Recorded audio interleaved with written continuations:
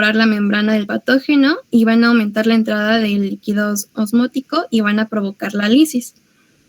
Y ya fueron como algo distinto. Ok, muy bien. Era poliC9, policomponentes 9, ok. Sánchez Castillo Sared. Sánchez.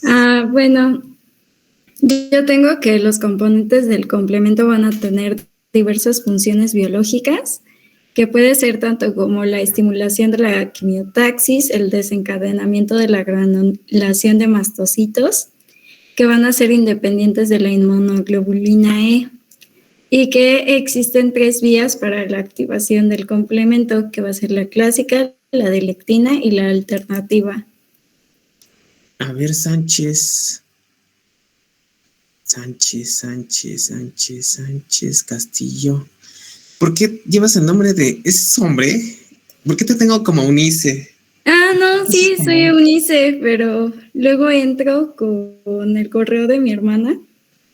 Entonces, está raro. Yo te iba a confundir con un nombre porque suena como hombre.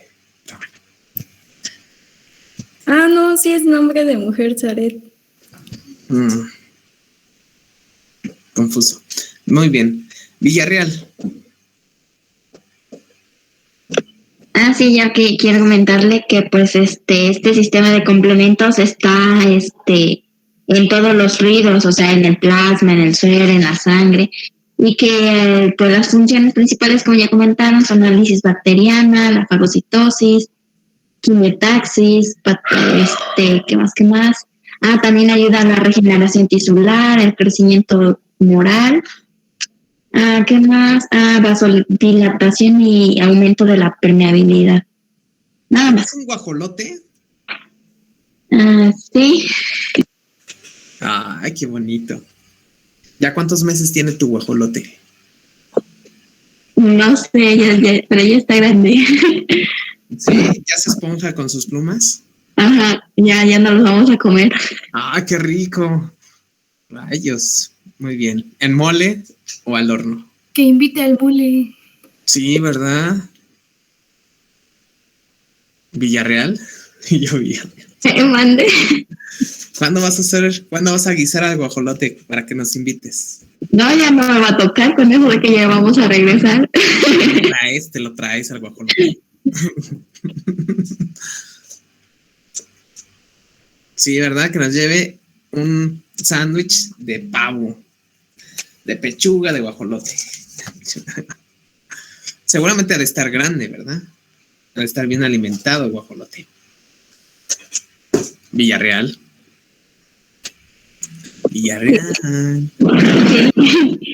¿Dónde dijiste que vives, Villarreal? Soy de Guerrero. Ok. Con razón. Los guajolotes. Sí. No es cierto. Algo que no deben de tener como amigos son animales comestibles. Ok. Chicos, chicas. Así como conejos. ¿Por qué? Mandé, porque luego se te antoja y te los comes. ¿Que nunca han escuchado ese tipo de oración? Que nunca debes de ser amigo de lo que te quieres comer. Un pato y se lo robaron en Navidad. No, decía que mis vecinos tenían de mascota un pato y en Navidad se lo robaron y creo que se lo robaron para comérselo. Para cocinarlo. Qué rico. Pato, conejo, cerdo, cabras, todo eso no deben de hacer los amigos. Si se los quieren comer después, obviamente.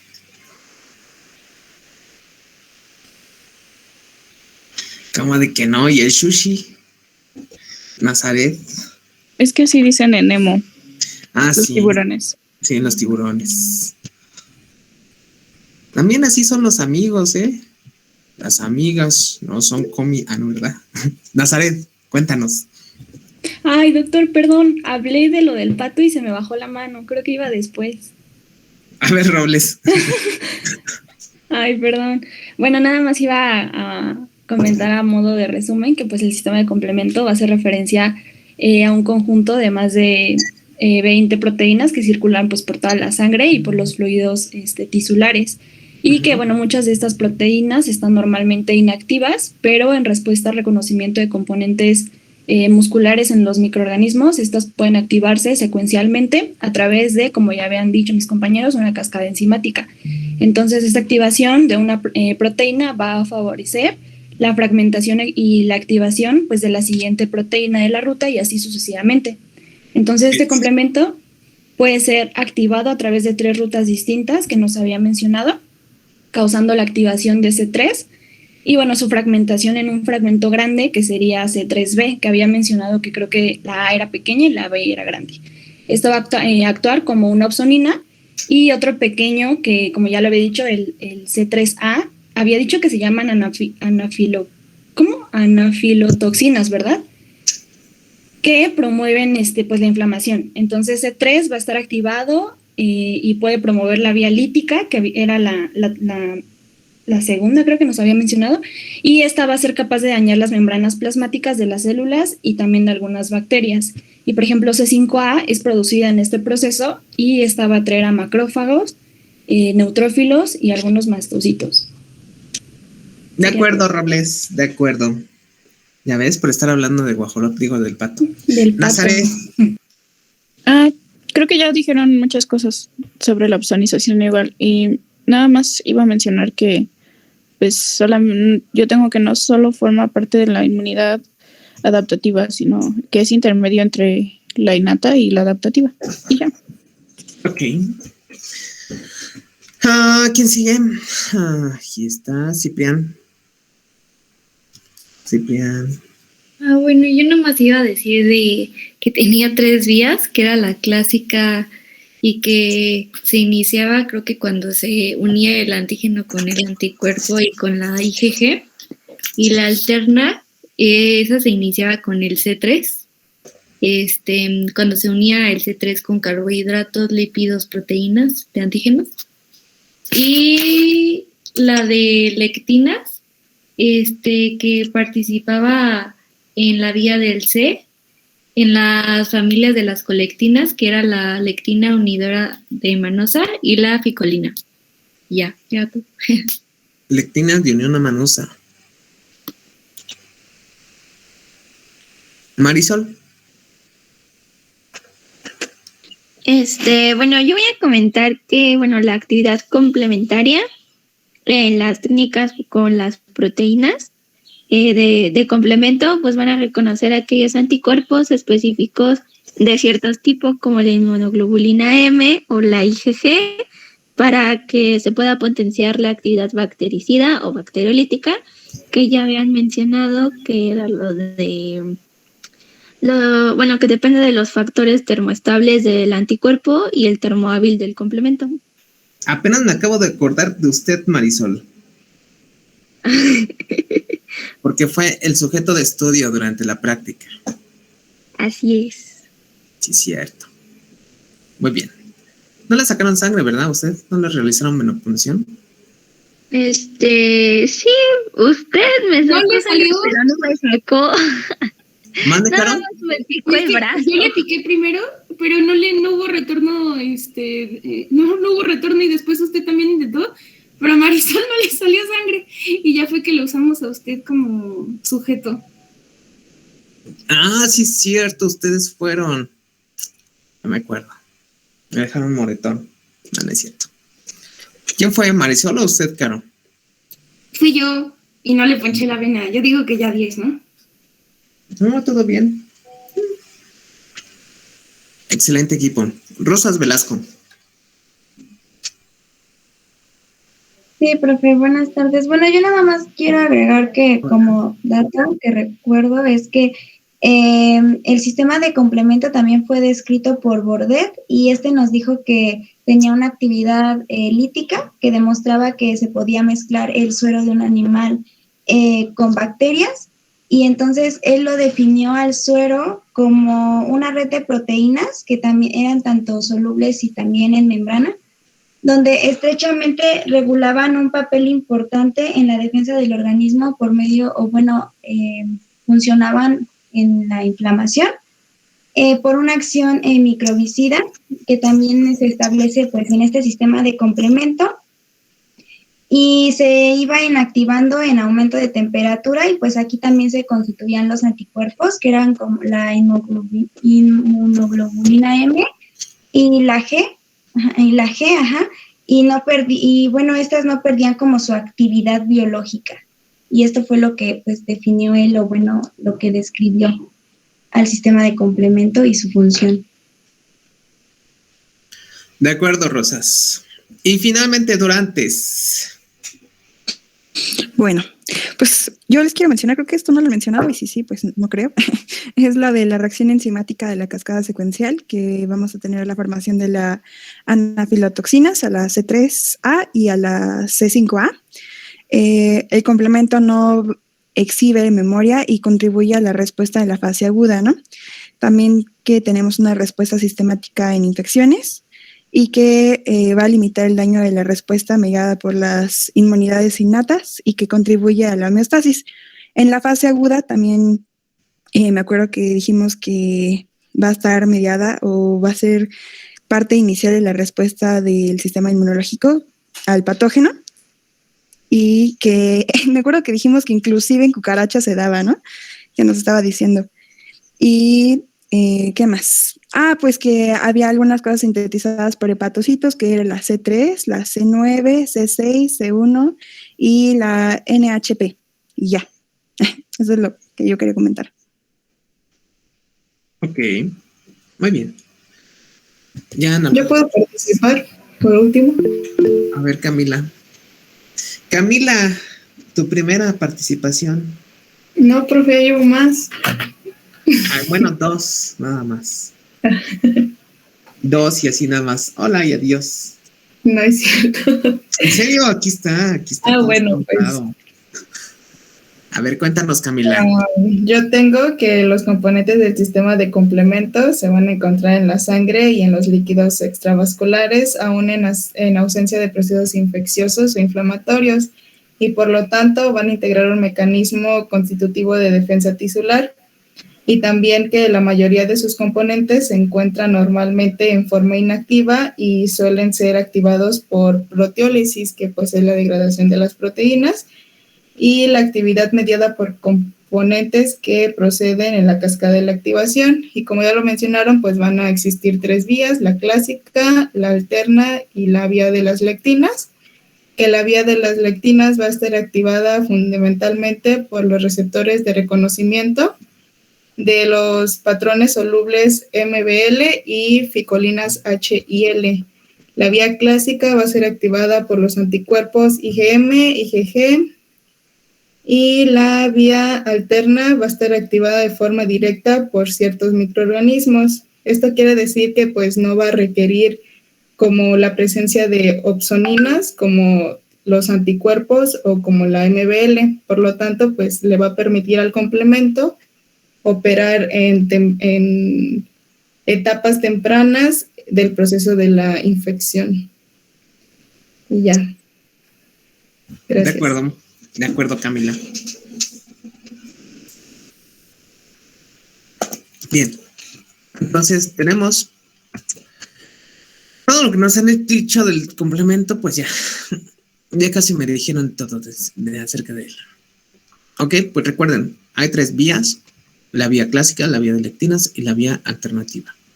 Cada una tiene una coincidencia, o bueno, las 3 coinciden en la formación esencialmente de las convertasas, la convertasa de C3 y la convertasa de C5, que son en este caso enzimas formadas a partir de fragmentos de los componentes del sistema de complemento, ¿verdad?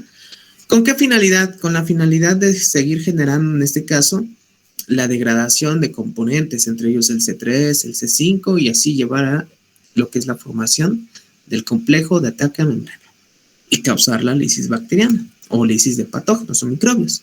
Recuerden, durante esta vía se generan en este caso sustancias como opsoninas y además anafilotoxinas, ¿ok? Las famosas anafilotoxinas. C3A, C5A son las principales anafilotoxinas. ¿Cuál es el papel de estas anafilotoxinas? En primera, participar como agentes quimiotácticos. En segunda, estimular la degranulación de diferentes células, entre ellos mastocitos, entre ellos eosinófilos, basófilos, y potenciar el estado inflamatorio o proinflamatorio. También tienen un papel vasoactivo, especialmente estimulan al endotelio para que pueda haber vasodilatación. ¿Ok?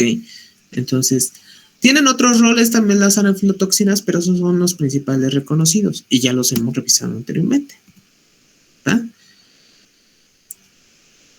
Usualmente sabemos que la vía del sistema de complemento hay coincidencias esencialmente en la vía clásica y la vía de leptinas.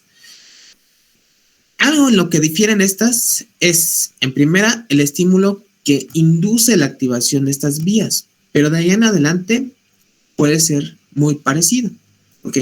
Esencialmente, el estímulo para la vía clásica es la presencia de esos inmunocomplejos, esas interacciones antígeno-anticuerpo, que suelen ser reconocidas por el complejo 1. Esencialmente, las subunidades C1Q son las que reconocen la porción FC del anticuerpo que se encuentra unido a un antígeno, ¿ok? Entonces, C1Q reconoce, ¿ok? También encontramos las subunidades C1R y C1S, que ya sabemos que son subunidades catalíticas, es decir, que degradan o fragmentan a los componentes 2 y componentes 4. ¿Cuál es la finalidad de la degradación de los componentes 4 y componentes 2? Esencialmente la formación de 2 fragmentos por cada uno de estos componentes, entre ellos C4b, C4a, C2a y C2b. Ahora, usualmente este tipo de fragmentos que se generan, algunos se escinden y no se utilizan y algunos otros quedan adheridos a la superficie del microbio o del antígeno. ¿Con qué finalidad? Con la finalidad de interactuar entre ellas y generar la convertasa, que es denominada convertasa de C3. ¿Y qué fragmentos forman parte de la convertasa de C3? Esencialmente, el componente o el fragmento conocido como C4b y C2a. ¿Ok? Estos dos son los fragmentos que generan la convertasa de C3. Ahora, ¿cuál es la finalidad de la convertasa de C3? Esta convertasa de C3 tiene la capacidad de fragmentar el componente 3 en 2. ¿Cuáles? En este caso, C3A, que ya sabemos que es una anafilotoxina, pero por otro lado encontramos a C3B. C3B, sabemos muy bien que la propiedad de este es ser una opsonina. ¿Ok? Y finalmente, esta opsonina, al recubrir la superficie bacteriana o la superficie microbiana, puede interactuar con la convertasa de C3 y esta interacción conlleva la formación de otra convertasa. ¿Cómo se llama esta convertasa? Se llama la convertasa del componente 5 o la convertasa de C5. ¿Cuál es la función de esta convertasa de C5? Usualmente es fragmentar C5 en C5A y C5B. C5B también tiene la capacidad de comportarse como una opsonina, pero esta opsonina esencialmente tiene la capacidad de insertarse en la membrana o en la superficie microbiana y poder ayudar a la activación o contribuir a la activación del componente 6. Y este componente a su vez activado activa el componente 7 y el componente 7 también activado activa el componente 8 y el componente 8 activa el componente 9. Este componente 9, una vez que es activado, se polimeriza, es decir, requiere de más componentes 9 y forman lo que es un poro. Usualmente entre el componente 8 y el componente 9 tienen la capacidad de perforar totalmente la superficie microbiana y poder ayudar a generar este poro que causa como tal la salida de solutos o el contenido que se encuentra dentro de ese microbio. ¿Ok? Entonces, esa es la vía clásica y algo en el que son más o menos, en este caso, similares, es en la formación de estas fases de iniciación. Lo único en lo cual difieren es en el estímulo. Mande, Jesús. ¿Puedes repetir lo de la función de C3B? Es una opsonina. y tiene la capacidad de unirse con la convertasa de C3 para formar una convertasa conocida como la convertasa de C5.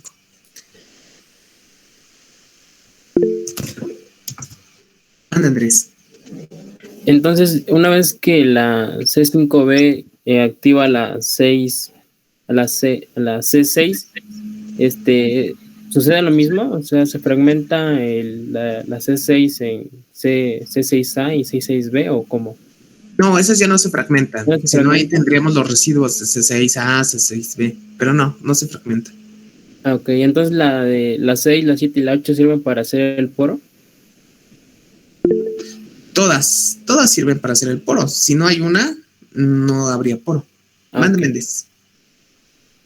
¿Cuál era el estímulo para la segunda vía, aparte de la vía clásica? ¿Cuál es el estímulo para la vía de lectinas de unión amanosa?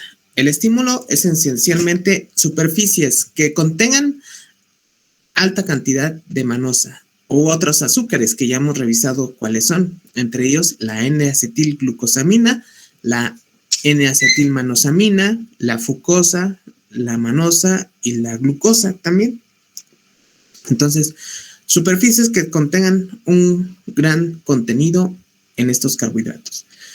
Y de eso depende la activación o el reconocimiento de estas lectinas que se unen a manosa. ¿Ok? Usualmente va a depender de eso. Recordemos que las lectinas de unión amanosa poseen también subunidades catalíticas, al igual que C1R y C1S. Encontramos las serinproteasas asociadas a lectinas de unión amanosa, conocidas como MAPS1 y MAPS2. Estas subunidades tienen la capacidad de fragmentar el componente 4 y el componente 2, de igual manera que las subunidades C1R y C1S, en sus diferentes fragmentos C4A, C4B, C2A y C2B. ¿Ok? Es lo único diferente que hay entre la vía clásica y la vía de lectinas. El estímulo, por un lado, inmunocomplejos y por otro lado, superficies ricas en carbohidratos. Y por otro lado, el componente que inicia. ¿Ok? El componente 1 en la vía clásica y las lectinas de unión amanosa en la vía de lectinas. O bien pueden ser ficolinas, ¿ok? Pueden ser ficolinas o pueden ser lectinas de unión amanosa. Y de allí en fuera todo es igual. La fragmentación de componente 4, componente 2 y toda la vía es igual. Aranzi. Entonces, ¿el componente 1 solo va a ser para la vía alterna? El componente 1 es para la vía clásica. Ah, sí, perdón. Bueno, gracias. Ok. Y las lectinas y ficolinas para las lectinas de unión amanosa. ¿De acuerdo? Sí, profe. Okay. Y de ahí en fuera todo es igual.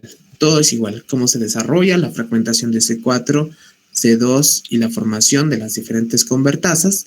Y finalmente la formación de este complejo de tacomembrana. Aquí, la única vía que es diferente en cuanto al inicio es la vía alternativa. La vía alternativa se caracteriza porque el estímulo para que pueda ser activada requiere de la presencia de PAMs como el lipopolisacárido, que es el LPS. Recuerden que el LPS es el lipopolisacárido. ¿Ok? En este caso lo podemos hallar en bacterias negativas. ¿Ok?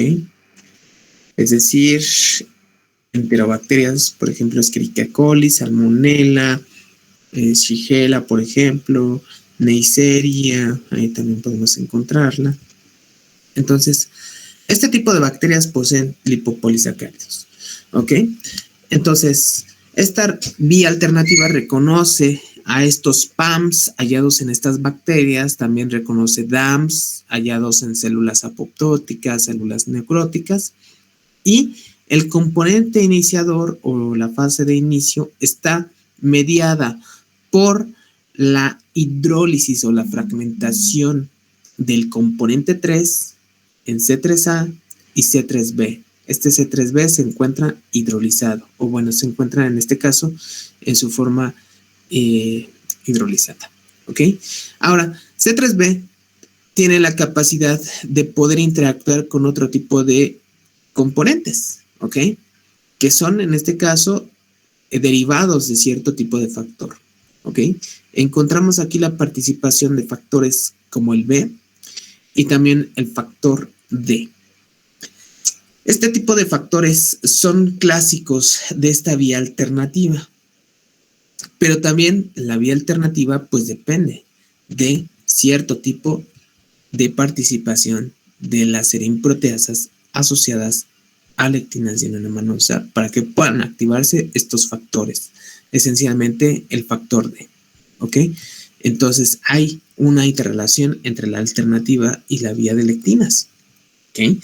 Entonces, estos factores, tanto el B como el D, participan en la vía alternativa.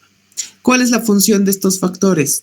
El factor D tiene la capacidad de fragmentar a el factor B, ¿ok?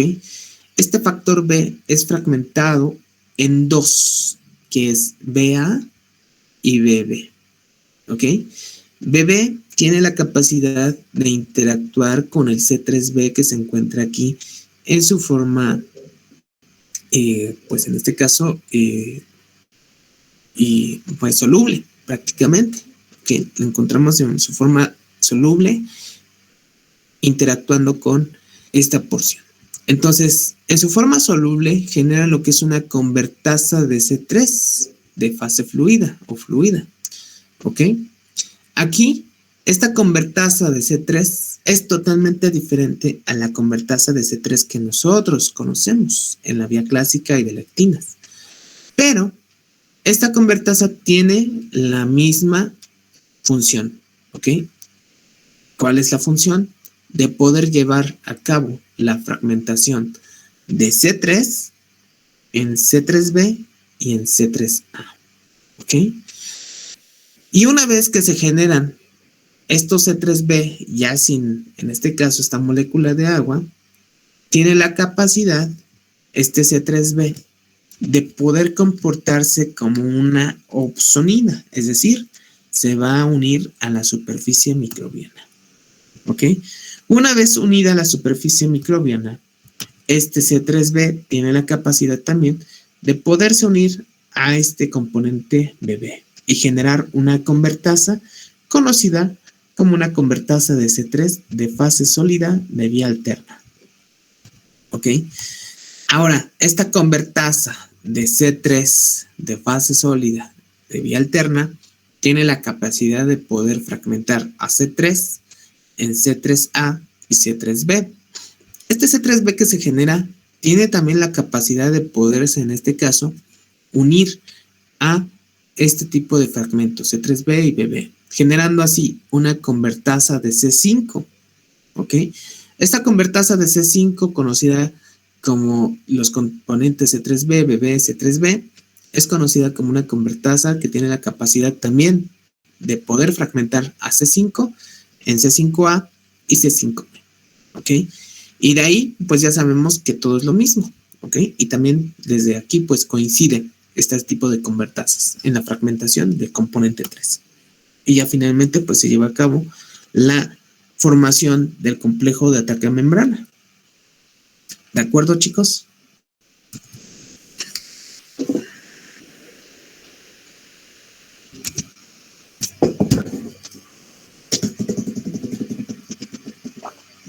¿Podría repetir qué pasa después de que se formó el C3b ya sin la molécula de agua?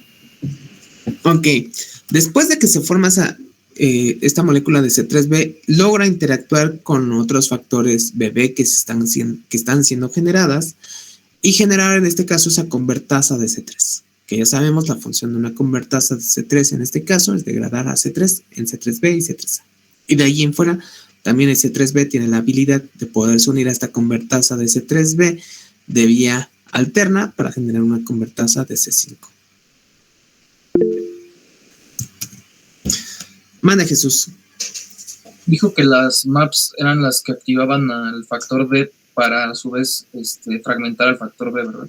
Así es.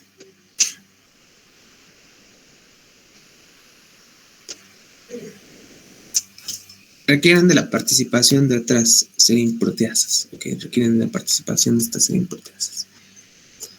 Bien. Y también pues aquí tenemos otra parte importante, resumida la vía alterna. ¿Ok? Es en este caso hacer mención de que se descubre como una segunda vía del sistema de complemento. Solamente tiene la capacidad de reconocer pues superficies microbianas y especialmente cuando no existe un anticuerpo y en el cual pues no se pueda desencadenar la vía clásica. Lo único diferente es las convertasas que se generan, la convertasa de C3 y la convertasa de C5, que suelen ser totalmente diferentes, pero en cuanto a componentes y no en función. ¿Ok? En función es la misma. Convertir o fragmentar a C3 en C3A y C3B, C5 en C5A y C5B. ¿Ok? En cuanto a función, pues no cambia. El inicio, pues en este caso no depende de una proteína de unión al patógeno, no depende en este caso de un anticuerpo, entonces es totalmente diferente la vía alterna, como hemos visto. Y recuerden, se inicia por una hidrólisis espontánea de, en este caso, el componente 3. Pero aquí hay que mencionar que en este caso las serinproteasas asociadas a lectinas de unión amanosa se requieren para poder activar al factor D y este pueda, por lo tanto, fragmentar AB en BA y BB. ¿Ok? ¿De acuerdo, chicos? ¿De acuerdo? ¿De acuerdo? ¿O no de acuerdo? Bien.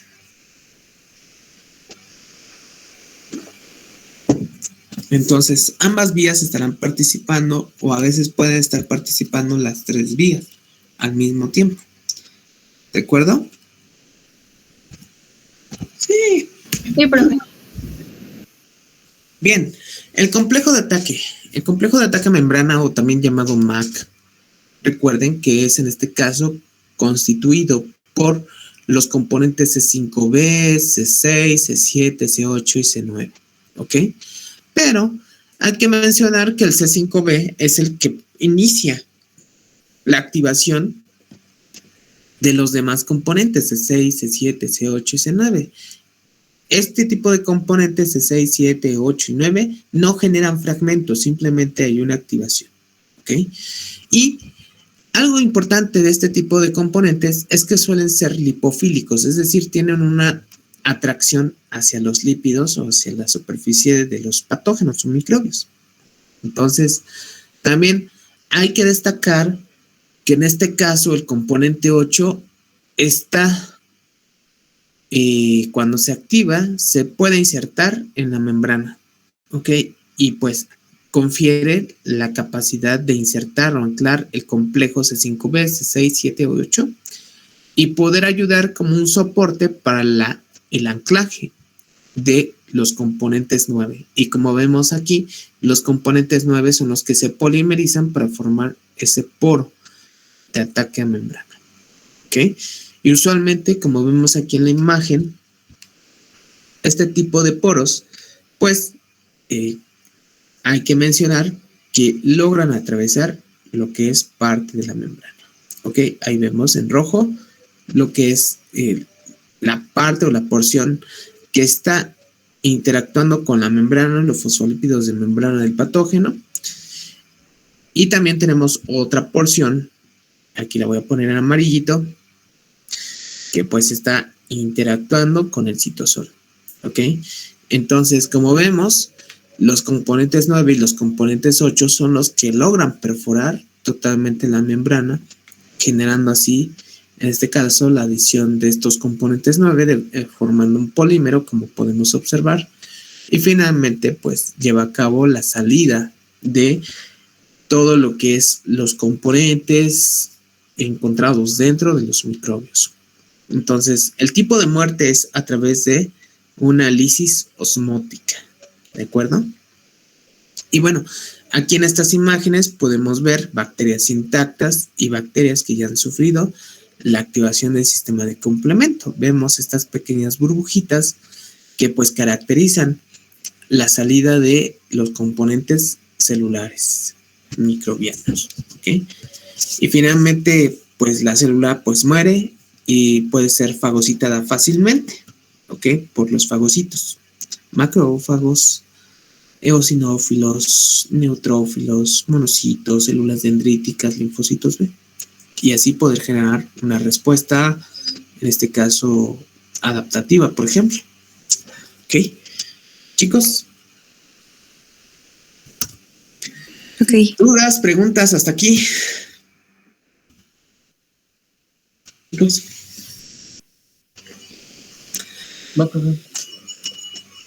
Ya me estoy quedando dormido. Azul. Yo tengo que la C3A y la C5A también degranulan a los mastocitos. No sé si eso sea correcto. Sí, lo habíamos dicho hace rato. No escuché.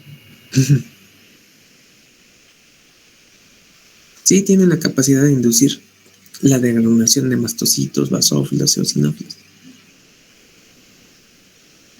entre otras funciones. Tienen funciones pleiotrópicas. ¿Qué más?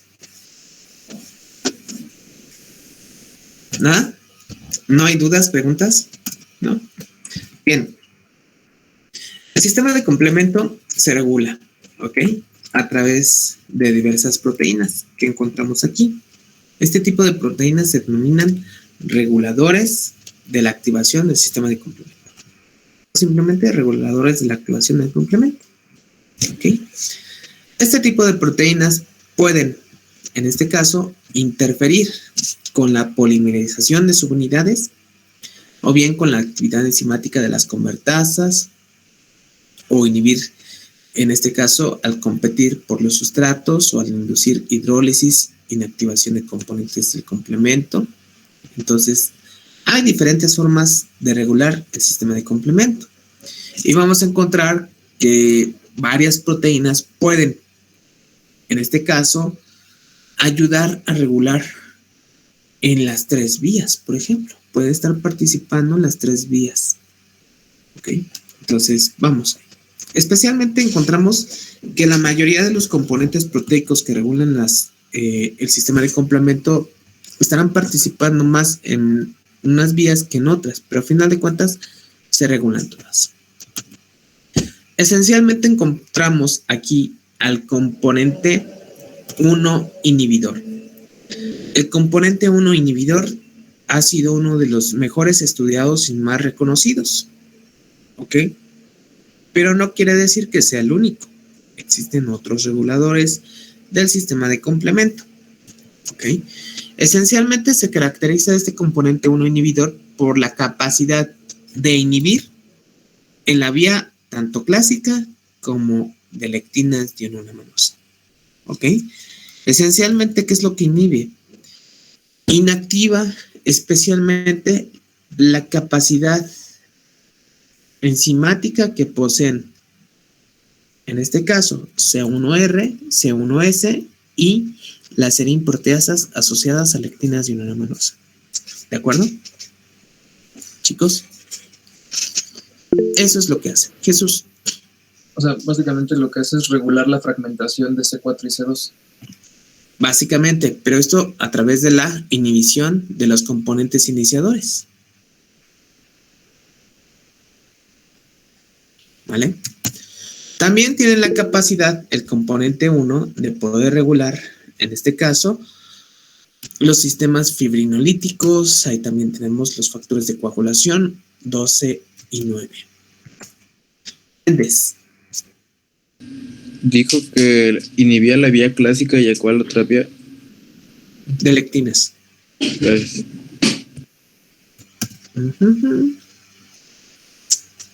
Encontramos también la vitronectina. Esta también se conoce como proteína S. Y aquí tiene la capacidad de poder inactivar a los componentes C5b, C6, C7 y por lo tanto evitar en este caso la activación de los componentes 8 para en este caso llegar a la activación del componente 9. Entonces, desde esta parte ya está inactivando la vitronectina, o también conocida como proteína S. ¿Ok? Entonces ya no hay polimerización de C9 porque previamente ya ha sido inactivado este tipo de interacciones o de proteínas que están interaccionando. Closterina es otra de las proteínas que está participando también en la inactivación o la regulación del sistema de complemento. Esencialmente hace lo mismo que la vitronectina, ¿ok? También regula a ese nivel entre la activación de C5b, C6 y C7. Allí es donde inhibe la polimerización de C9, ¿ok? También encontramos otra proteína relacionada, en este caso CFH-R1, que tiene la capacidad, en este caso, de poder inhibir la actividad de la convertasa de C5 de vía alterna, y también pues tiene la capacidad de inhibir componentes o sustratos, entre ellos el componente C5 y también el componente o la interacción entre C5b y C6, que no solamente encontramos en vía alterna, sino también lo encontramos en vía clásica y de lectinas de unión amanosa. Por otro lado, encontramos al CDC59. Este tiene también la capacidad de inhibir la interacción o asociación del componente 9 con este tipo de componentes que ya están, en este caso, activados. C5b, C6, C7, C8. Entonces, inhibe como tal la asociación de C9. El factor H. El factor H también tiene la capacidad de participar en la regulación de la vía clásica, esto especialmente por la degradación de C4b. C4b también se comporta como opsonina porque usualmente se une a la superficie microbiana. ¿Ok? Entonces, al eliminar C4b, ya no habrá con quien interactúe C2a. Entonces, ya no se podrá formar la convertasa de C3 y por lo tanto la convertasa de C5. ¿De acuerdo?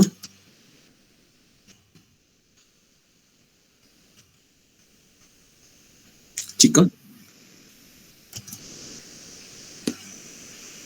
Aquí nos mencionas acerca de otra proteína, que es la proteína de unión AC4. Esta proteína de unión AC4, como dice su nombre, se une al componente 4. Una vez que se une, inactiva la función de este componente, resultando en la no fragmentación y en la no obtención de fragmentos como C4A y C4B. ¿Okay? Por último, encontramos la carboxipeptidasa N. Esencialmente, la carboxipeptidasa N tiene la capacidad de inactivar a los componentes C3A, C5A, que son las anafilotoxinas, y también inactiva al componente C4A. ¿Ok? Entonces, es la función de la carboxipeptidasa N. ¿Okay? Eso es en cuanto a las proteínas que participan regulando en mayor medida la vía clásica y la vía, en este caso, de lectinas. Pero también ya hemos visto que tienen la capacidad de participar en la vía alterna.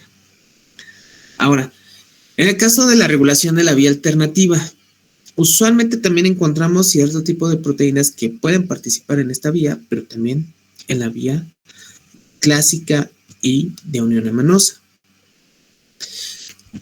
Aquí hacemos un especial énfasis en el CD46, CD35, que usualmente tienen la capacidad para poder, en este caso, activar al factor I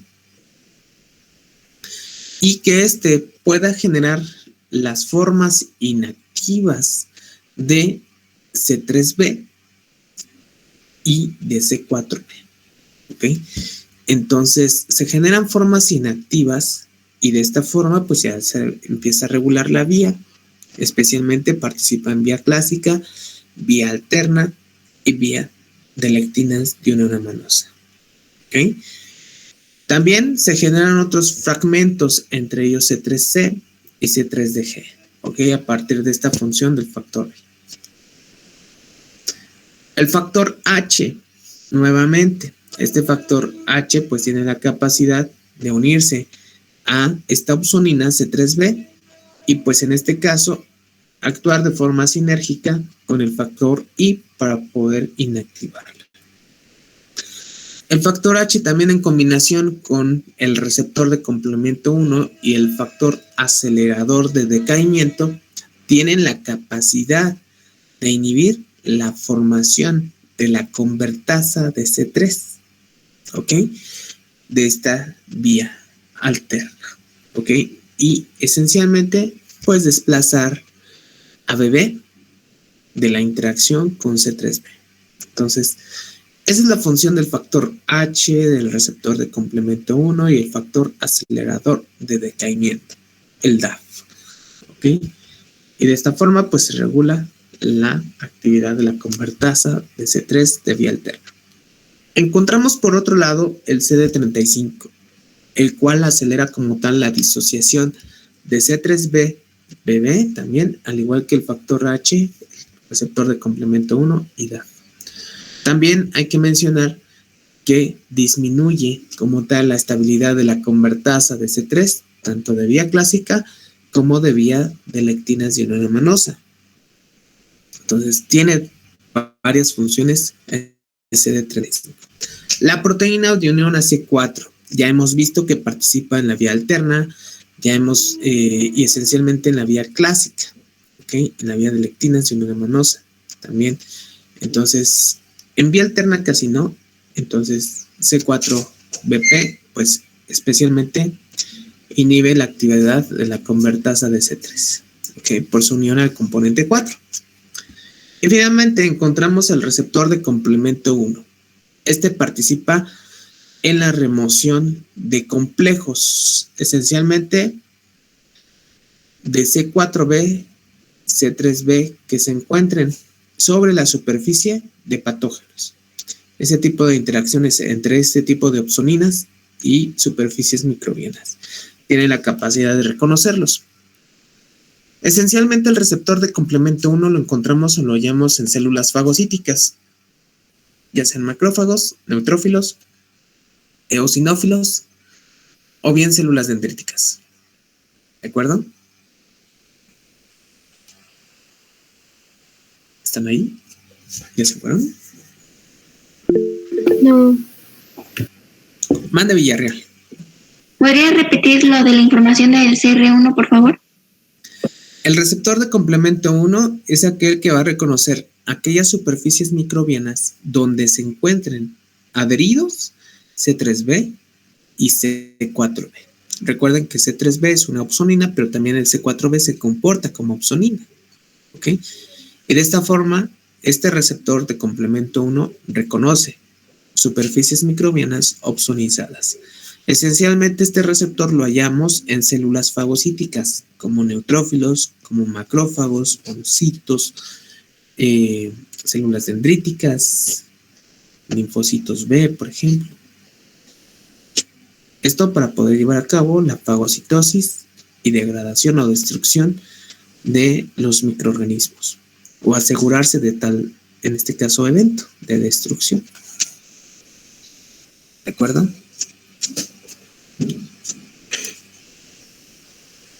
Sí, no.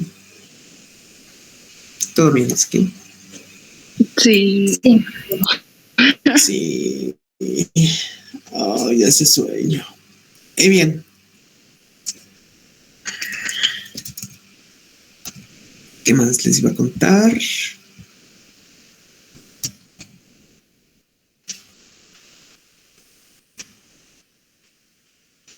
Bien, veamos.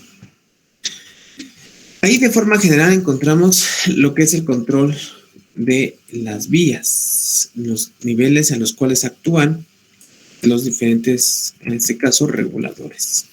¿Ok? Es algo importante también que citar, que pues cada uno de los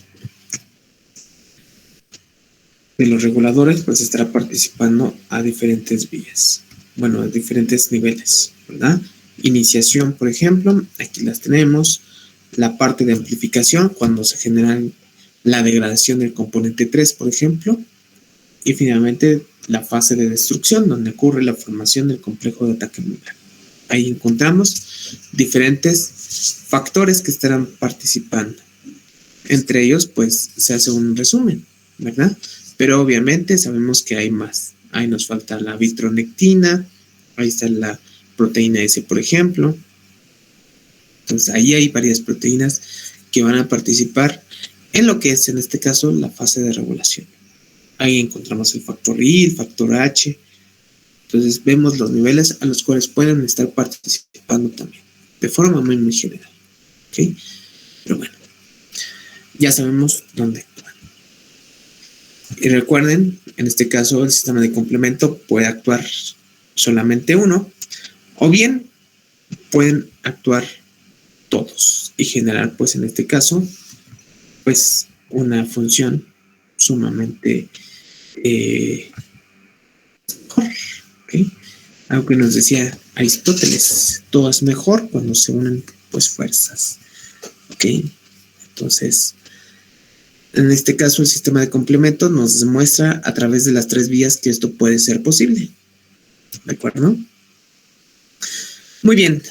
Hasta aquí, dudas o preguntas que tengan con el famoso sistema de complemento, chicos.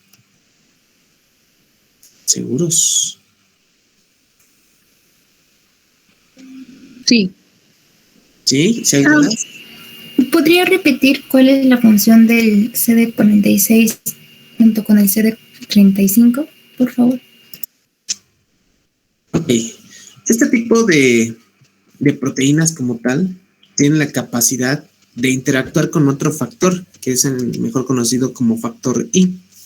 Entonces, CD35, vamos a poner aquí CD35 y CD46 junto con el factor I tiene la capacidad de poder interactuar para generar, en este caso, los fragmentos, ya como tal, inhibidos, IC3B y IC4B. Entonces, este tipo de fragmentos están inhibidos, pero no dejan de cumplir con su función, que son opsoninas. ¿Okay? Entonces, aún así, los receptores del sistema de complemento hallados en diferentes células fagocíticas tendrán la capacidad de reconocer a estos fragmentos inactivos, pero como opsoninas, ¿ok? Y nos referimos a ellos como inactivos, porque ya no pueden, en este caso, seguir interactuando. Por ejemplo, el C3B, sabemos que puede interactuar con el C4B, por ejemplo, C2, que es la convertasa de C3, para formar, en este caso, la convertasa de C5. Y sabemos que el C4B tiene la capacidad de interactuar con el C2A para formar la convertasa de C3. Entonces, cuando se encuentran inhibidos, ya no pueden formar estas convertasas, pero lo que sí pueden hacer es comportarse como opsoninas. Entonces, estos factores que hemos mencionado, el CD35, CD46, junto con el factor I, pues tienen esta capacidad de poder transformar estos fragmentos activos en inactivos.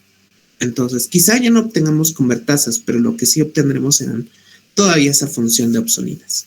¿De acuerdo? Sí,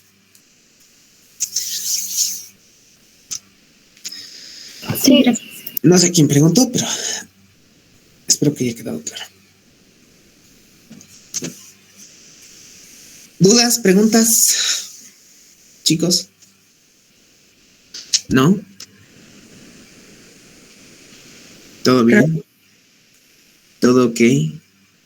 Sí, mucha info, pero sí. ¿Mucha info? Rayos, no vimos fagocitosis. Ay, ¿por qué no vimos fagocitosis? Ay, media hora. Lo podemos ver en media hora. No, ya no. Sí, vamos a ver fagocitosis. Requerimos ver fagocitosis. ¿Qué es fagocitosis? ¿Qué recuerdan de fagocitosis? ¿Qué es fagocitosis? Es como la forma en la cual de la célula se come, ¿no? Así. Las células se comen. Rosas, Velasco. Rosas. Sí, ya.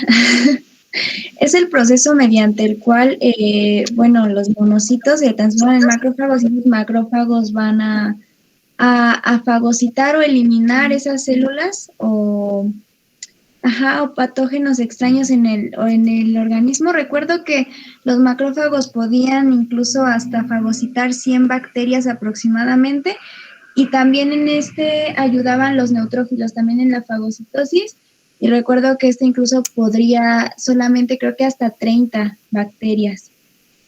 ¿Quién? ¿Los neutrófilos? Los neutrófilos, ajá. Ok, muy bien. Andrés. Pues es casi lo mismo, que es es un mecanismo que utilizan algunas células, como son los glóbulos blancos, en especial los macrófagos, y básicamente consiste en que se comen al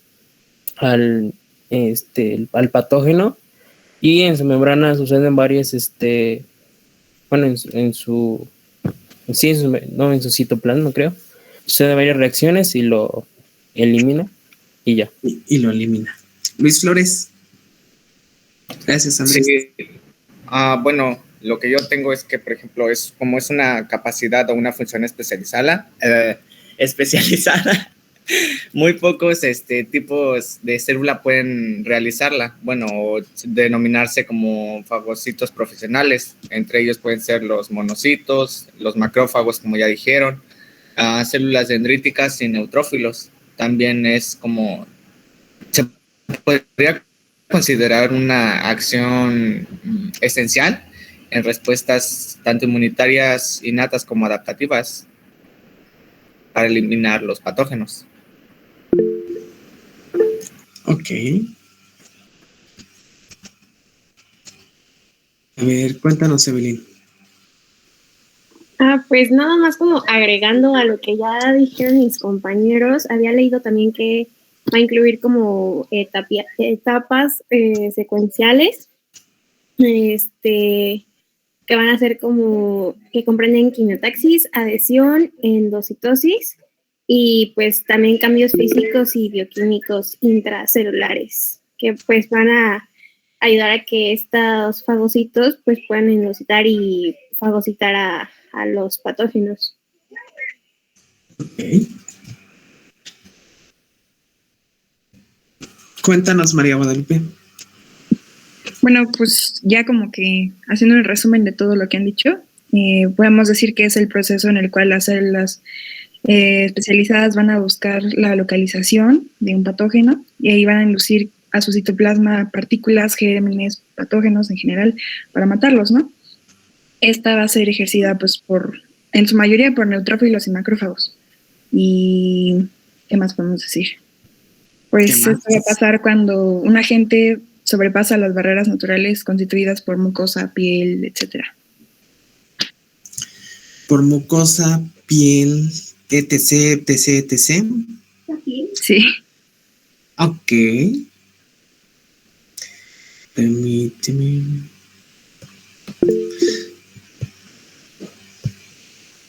A ver, Rosas, ¿qué más? Profe, yo tengo una duda.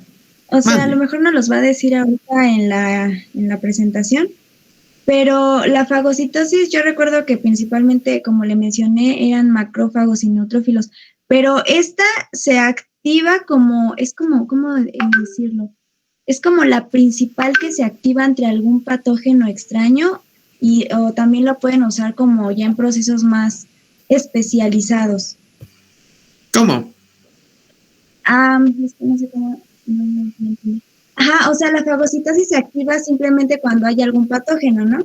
Y ya esta es la que entra para eliminar aquellos patógenos o células dañinas. Pero, o sea, hay como un momento en el que termina esta fagocitosis para que empiece otro proceso más especializado o este puede atacar en general, o sea, ya sea como lo mínimo y lo máximo.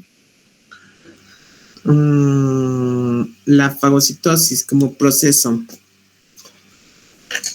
participa en la eliminación de células ajenas, microbios, por ejemplo, partículas virales, bacterias, parásitos, hongos.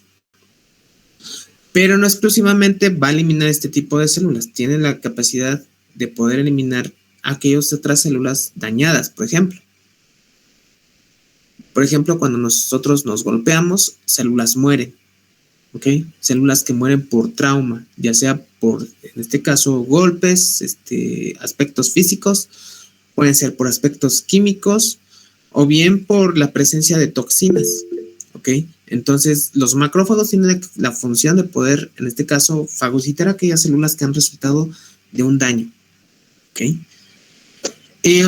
Los macrófagos como tal contribuyen en diversas funciones, entre ellas regular inflamación, por ejemplo, regular en este caso la función de otros tejidos, por ejemplo en hepatocitos, en adipocitos también. Entonces responden a estímulos externos, tanto patógenos como no patógenos. Y también a fármacos responden en este caso a alimentos, también la alimentación es importante. Entonces, todos esos estímulos que nosotros le demos a nuestro cuerpo, los macrófagos tienden a responder de una forma u otra. Jesús. Es que me acuerdo que también, por ejemplo, con la placa de ateroma, o sea, los macrófagos son los que intentan precisamente fagocitar como las lipoproteínas que se van quedando atorados en el vaso, pero, o sea, cuando no lo logran, les daban un nombre específico, no me acuerdo cómo se llaman, pero es como si tuvieran burbujitas adentro. Células espumosas. Ajá, y pues ya ahí se van acumulando también los macrófagos. Así es. Sí, tratando de remediar una cosa, pues afectan, ¿no? En vez de remediarlo. Nazaret. Que se da por receptores de superficie que reconocen el fragmento cristalizable, creo, o es el FC. Y es un proceso, bueno, que es, entre comillas, es no selectivo, pero, o sea, sí es selectivo porque es capaz de reconocer entre lo que es como endógeno, y lo que es exógeno y que ve, o sea, entre un patógeno y sí, algo que es como del organismo. Y no sé, es que no sé cómo explicarlo. Y bueno, va a formar, se forma una como tipo vesícula que entra por endocitosis y lo que hace es que va a existir el fagosoma, que es el que va a rodear como la membrana del patógeno, y una vez que lo rodea es como se va a invaginar y va a ocasionar su lisis. Y de la lisis no, bueno, esto no me acuerdo muy bien, pero creo que todos los desechos pueden ser, puede que sea como esa información llevada como para memoria, o puede ser también reutilizada en la misma célula.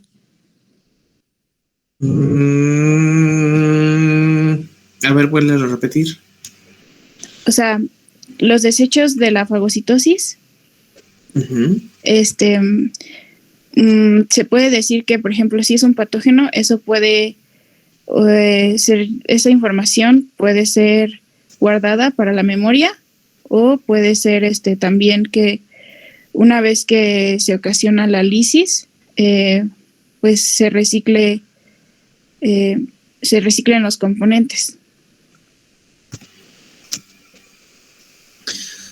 Sí, algo de lo que nos dices es cierto. Esencialmente las células fagocíticas y en esencial los macrófagos y células dendríticas y linfocitos B que también realizan fagocitosis, lo que destruyen no se eliminan en su totalidad, ¿ok? Por el momento. Se presenta aquellos péptidos, aquellos lípidos, o aquellas, en este caso, combinaciones de péptidos, proteínas, o carbohidratos, proteínas, o carbohidratos, lípidos, hacia otras células, en esencial los linfocitos T. ¿Cuál es la finalidad de esa presentación? Oye, me encontré este tipo de molécula. Le dicen los macrófagos o linfocitos B y en este caso células dendríticas a las células T. Entonces, de esta forma se genera una relación, una interacción con otras células, en especial los linfocitos T. Estos linfocitos T van a decidir si aquello que les están presentando es peligroso o no peligroso. Entonces, empiezan a generar lo que es una respuesta ya adaptativa. En el caso de que sea peligroso y pueda ser reconocido fácilmente, pues montan en este caso una actividad ya sea a través de la producción de anticuerpos, dependiendo de la célula que le presente. Si es el linfocito B que le presenta, pues serán anticuerpos los que se generan. Si es una célula, en este caso fagocítica, como los macrófagos, pues será en este caso mecanismos de fagocitosis. Si es el caso de una célula dendrítica, usualmente tiende a lo que es en este caso incrementar la presentación antigénica, no solamente a los linfocitos T, sino también a los linfocitos B. Entonces, hay diferentes maneras y sí puede a partir de la fagocitosis llevarse a lo que es una respuesta inmune adaptativa, una respuesta de memoria, ¿ok? Aunque vamos a mencionar un poco ahorita en la clase, obviamente será mencionado también cuando veamos en este caso presentación y procesamiento de antígeno. Entonces, ahí también vamos a ver nuevamente lo que es fagocitosis. ¿De acuerdo? Hasta aquí, dudas, preguntas que tengan chicos y chicas. ¿No? ¿Todo bien? No. ¿Todo ok? ¿Seguros? Sí, profe, gracias. Bueno. Bien. Entonces, la fagocitosis, ¿por quién fue descrita? Fue descrita hace muchos años, de más de 140 años, por Elias Meshnikov o Eli Meshnikov, mientras observaba en este caso, larvas acuáticas, ¿ok? Entonces, él observaba la capacidad que tenían esas larvas acuáticas de poder, en este caso, fagocitar cierto tipo de, pues, microorganismos.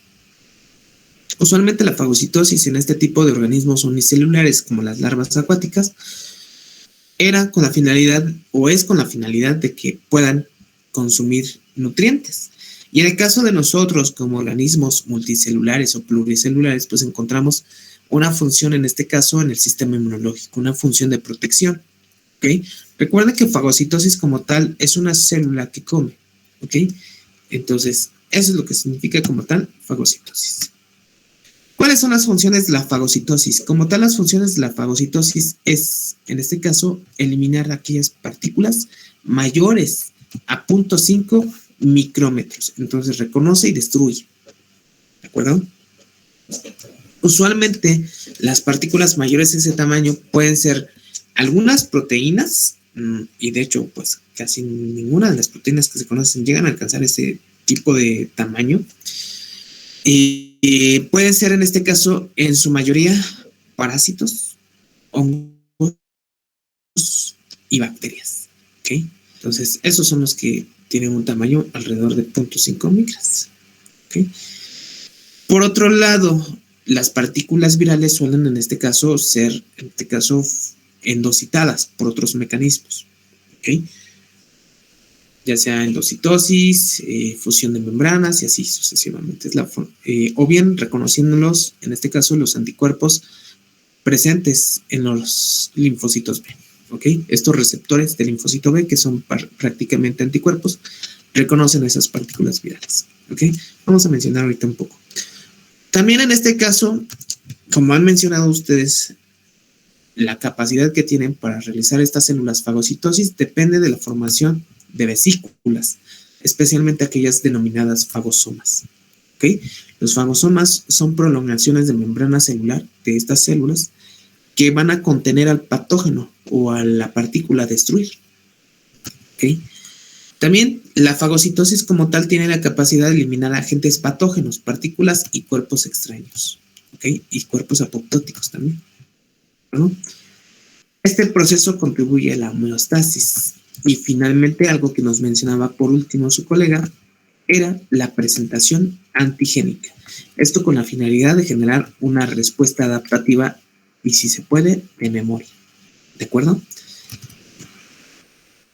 ¿Cuáles son aquellas células que realizan fagocitosis? Encontramos que la mayoría de las células tienen la capacidad de realizar fagocitosis bajo ciertas circunstancias, pero se van a reconocer aquellas que son profesionales, es decir, aquellas que, pues, en este caso, su naturaleza es realizar fagocitosis, es lo que hacen por excelencia, ¿ok? Especialmente encontramos células fagocíticas profesionales, por ejemplo, monocitos, macrófagos, neutrófilos, células dendríticas, osteoclastos, eosinófilos y linfocitos B. En ese orden es como están, en este caso, clasificadas las células fagocíticas profesionales. Entonces, son siete células. Y ahí tenemos en la imagen un neutrófilo que está realizando fagocitosis. ¿Okay? Muchos pensarán, pero parece eosinófilo basófilo. Aquí depende mucho de la muestra de dónde fue obtenida para realizar esta tinción y también de la tinción. ¿Ok? Aquí lo que estamos viendo es la presencia de una bacteria que causa gonorrea. ¿Ok? Es la famosa Neisseria gonorrhoeae. Esta bacteria Neisseria gonorrhoeae usualmente causa lo que son cervicitis o bien puede causar uretritis, tanto en hombres como en mujeres. Bueno, la cervicitis en mujeres, pero uretritis es tanto en hombres como en mujeres. Además de que puede causar otra sintomatología en otro tipo de mucosas, como mucosa oral, por ejemplo, puede causar faringitis, en este caso gonocócica, por ejemplo, puede causar conjuntivitis gonocócica, también meningitis, por ejemplo, o bien otro tipo de afecciones. Ahora, vemos aquí la participación de estos neutrófilos en la respuesta inmune contra Neisseria gonorrhoeae. Al estar presentes en la mucosa este tipo de bacterias, lo que es, en este caso, los neutrófilos tienen la habilidad de poder contribuir a la fagocitosis y destrucción. Pero usualmente en la mayoría de los casos no siempre es así, por eso es que se requieren de fármacos para poder aliviar, en este caso, y de eliminar como tal a estas bacterias. Vemos ahí a las bacterias dentro del citoplasma. ¿Ok? Directamente, a partir de la muestra se puede realizar el frotis, así tal cual nosotros realizamos el frotis a partir de la sangre, también se puede realizar a partir de diferentes secreciones, ¿ok? También encontramos aquí, pues en este caso, esta fotografía, microfotografía de barrido de los famosos, en este caso, macrófagos, sumamente grandes. Y ahí vemos una célula dendrítica, pues también realizando fagocitosis. Y por otro lado encontramos a macrófagos. Estas son células aisladas de tumores, en este caso son líneas celulares, en este caso de macrófagos, y que de forma in vitro diferentes farmacéuticas y de diferentes centros de investigación tienen la capacidad de estudiar mecanismos fagocíticos y también los diferentes mecanismos de evasión de la respuesta inmunológica por parte de cierto tipo de bacterias. ¿Okay? Esto a través de ciertos métodos un poco complejos y a veces un poco sofisticados y caros. ¿Okay? Así como existen células que son fagocíticas profesionales, existen aquellas que no lo son, ¿ok? Que tienen la capacidad de realizar fagocitosis, pero que no es su función, ¿ok? De hecho, son varias células las que tienen capacidad de realizar fagocitosis, pero no es su función. Pero entre las que destacan, encontramos a fibroblastos, células epiteliales y células endoteliales. Recordemos que los fibroblastos contribuyen a la producción de matriz extracelular en diferentes tejidos y así también en la generación de lo que es la formación de epitelios, ¿okay? En este caso epitelio plano estratificado con queratina. Aquí en esta imagen podemos ver la participación de las células B, de los linfocitos B, a través de lo que es en este caso la fagocitosis. Recordemos que existen receptores, en este caso de reconocimiento de patrones, los famosos PAMs, que estos contribuyen en esencia a lo que es el reconocimiento de forma directa de los patógenos. Pero en el caso de los linfocitos B también encontramos al receptor de célula B, El receptor de célula B es, como tal, un anticuerpo que reconoce de forma específica una porción del antígeno. Nosotros le denominamos epítopo, ¿ok? A esa porción que es reconocida de forma específica. Entonces, este receptor de célula B pues tiene la capacidad de reconocer una porción específica en partículas virales, en hongos, en bacterias, en parásitos, e inducir la formación de una vesícula fagocítica, ¿ok? Y como tal, pues llevar a cabo la maduración de esta vesícula fagocítica conocida como fagosoma para su fusión con otra vesícula que es conocida como lisosoma. La interacción o la fusión del lisosoma con el fagosoma conlleva a lo que es la formación del fagolisosoma. Este fagolisosoma es una vesícula intracelular capaz de destruir a través de diversos mecanismos, esencialmente a través de la formación de especies reactivas del oxígeno, a aquel patógeno, ¿ok? O aquel, en este caso, microbio que haya cita, con la finalidad de destruirlo. Pero esta destrucción conlleva esencialmente a lo que nos comentaba su compañera, la adquisición de diferentes porciones de este microorganismo, esencialmente péptidos, lípidos o combinaciones de estos con proteínas, para ser presentados a los linfocitos T. ¿Ok? Realizar presentación antigénica y que se pueda generar una respuesta de memoria. ¿Ok? Que quede guardada esa interacción y que en un futuro contacto con ese microorganismo se tengan mecanismos mejorados de respuesta. Y también que puedan ser mucho más efectivos que en una respuesta primaria. ¿De acuerdo? Chicos y chicas. ¿Sí? ¿No? Sí, doctor. Muy bien. Aquí nos quedamos y continuamos otro día. Vale, sí, gracias. Lamentablemente hasta esta parte de fagocitosis va a venir su examen.